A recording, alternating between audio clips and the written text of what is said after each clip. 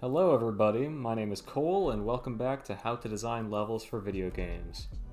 Last time we did a little overview of what we'll be doing in this series. And today we're going to jump right into it and start learning how levels are made. Well, let's get started. Let's ask a very important question. What is a level? And we did somewhat go over this in the last episode, but let's go a bit more in depth.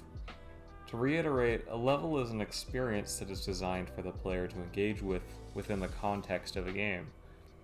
Simply put, the primary thing that defines a level is that it's a space in which the player is presented with an objective or series of objectives to accomplish. Levels serve a number of purposes. To provide a series of challenges or obstacles for the player to overcome, to teach the player a new mechanic that they'll be interacting with throughout the rest of the game, to give the player a large open space to explore and discover things, and many more. Levels usually feature a progression in difficulty, starting out easy, or at least relatively easy depending on the game, in the earliest levels and ramping up the challenge the further the player gets into the game, in order to keep the player engaged with the gameplay. Now there's an infinite number of ways that a level can be categorized, but in the simplest terms, a level can either be linear or non-linear. Let's break it down. Here's a diagram explaining linear progression. Imagine that this graph is the world in which the player can explore. This line shows the path that they take in order to reach the end goal. As you can see, it's a straight shot, no deviations in the path whatsoever. On the other hand, non-linear design is much more unpredictable. In these types of levels, players have the choice to forge their own path, rather than following the one laid out for them. Instead of going straight to the end, the player will end up deviating from the main path and going in all manner of directions. Here's a couple examples of games that feature linear level design. In the Portal series, the level design is mainly based around test chambers, essentially enclosed areas that function like puzzle boxes, in which the only goal is to interact with different mechanics in order to find a way to the exit.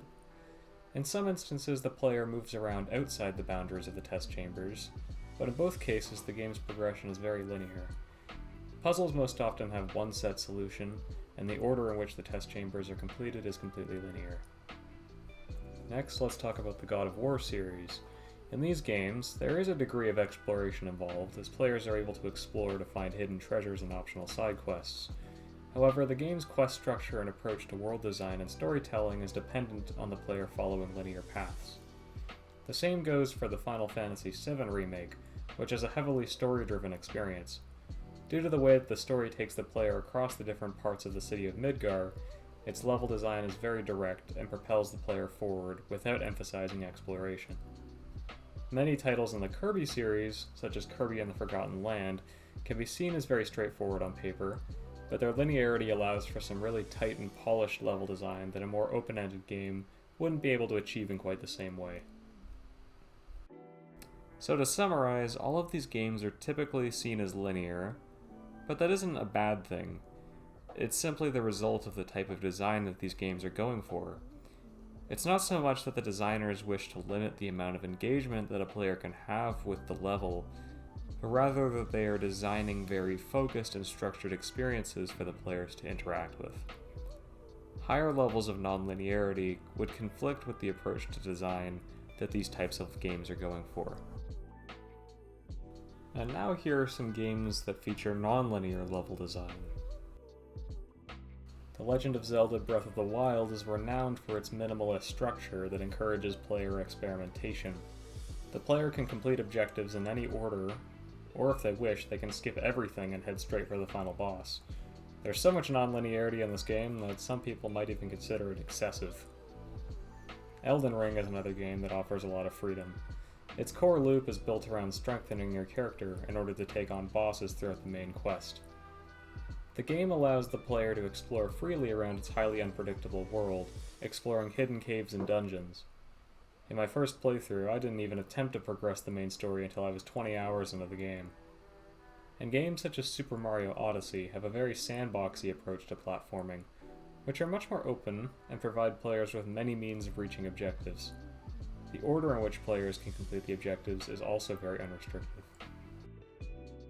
So I guess I should say that these might be considered rather extreme examples of what non-linear level design is, because all of these games offer very little in the way of restrictions for the player.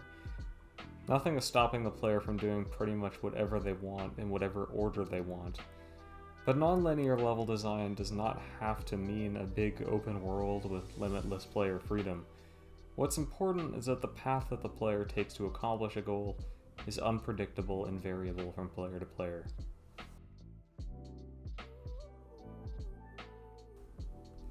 Okay, now that we have gone over some of the basic defining elements of levels, let's talk about the different steps involved with creating a level for a game. To keep things simple, I've decided to split the process of creating a level into 4 distinct stages: concepting, design and layout, testing and revisions, and polishing. Let's get into it. So the first step is the concepting phase. This is the planning phase for all of the ideas you wish to implement into the level. It involves many different factors, such as the limitations that you have to follow for designing your level, personal things that you want to include in the level, the context for where it takes place within the game, the different mechanics you want to implement into the level, the objectives of the level, the general flow of your level, and the metrics you will follow. Once you have all of this sorted out, you can try to think about how you want your level to flow. You can break it up into a series of beats that make up the level from beginning to end, and think about how the player would go from one point to another. Here is an example flowchart that I've created for a hypothetical level from a stealth game involving infiltrating an enemy base. As you can see, it doesn't show how the level itself will be designed, but rather the progression from beginning to end. The main objective is to kill the enemy leader, but this can be accomplished in several different ways depending on how you approach the base. The player can choose to sneak around and avoid enemies, or go in all guns blazing. There are even optional objectives like rescuing captured prisoners. I've also drawn arrows showing where the player is able to retrace their steps should they change their mind about how they approach the level, and where they're locked into the choices they make. And lastly, you should decide on some metrics you wish to follow when designing the level. This is very important as it makes the transition from page to game much smoother, and makes testing the game a lot easier too.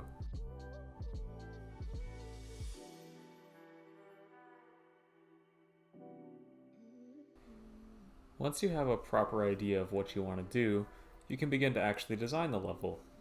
A good way to begin here is to create a complete list of areas you want to include in the level. For example, in a level that takes place within a tall building, you could choose to categorize each room of the building based on which floor it is located in.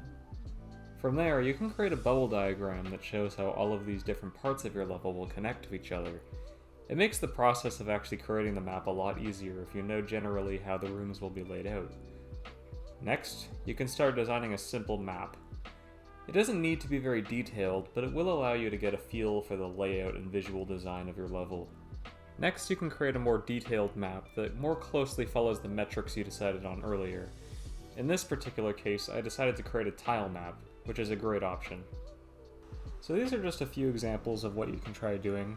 I recommend that you try to create as many diagrams as you possibly can, as the more you have, the more prepared you'll be for what comes next.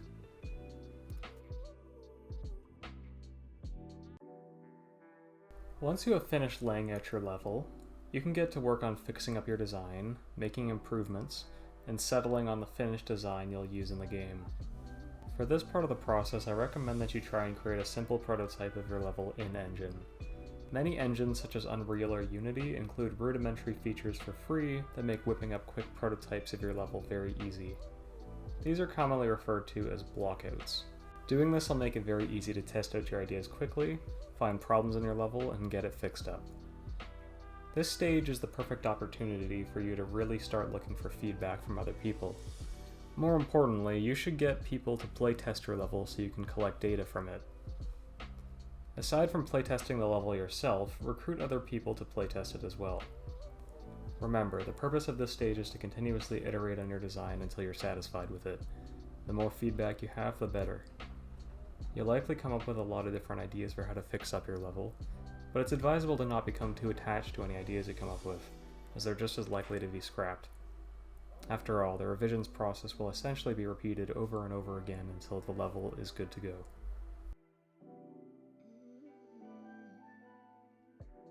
Once you've reached this point, and assuming the rest of your team is ready to proceed, you have everything you need to start polishing up the level to prepare it for release. Work off of the in-engine prototype that you created in the previous step and get to work on making it look nice. At this point, you'll be working very closely with the rest of your team, such as the artist who will provide environmental art assets so you can decorate your level. You should also add some lighting to your scene to add some extra detail and atmosphere. Continue to playtest and iterate on the level as often as you can, and once you and the rest of your team are satisfied with it, the level should be entirely ready to be implemented into the game in time for release. So now we've gone over the essentials. Over the course of this series, we'll be exploring the level design process step by step, in detail, and by the end you'll know how you can design your own levels using this process. As much as I'm sure you'd all love to jump right into that right now, there's still one more thing we need to talk about before we can do that, as it's important to what we'll be discussing in future episodes. So next episode, I'll be explaining some of the different design principles you should know about when creating your levels. Thanks for watching everybody, and I will see you next time.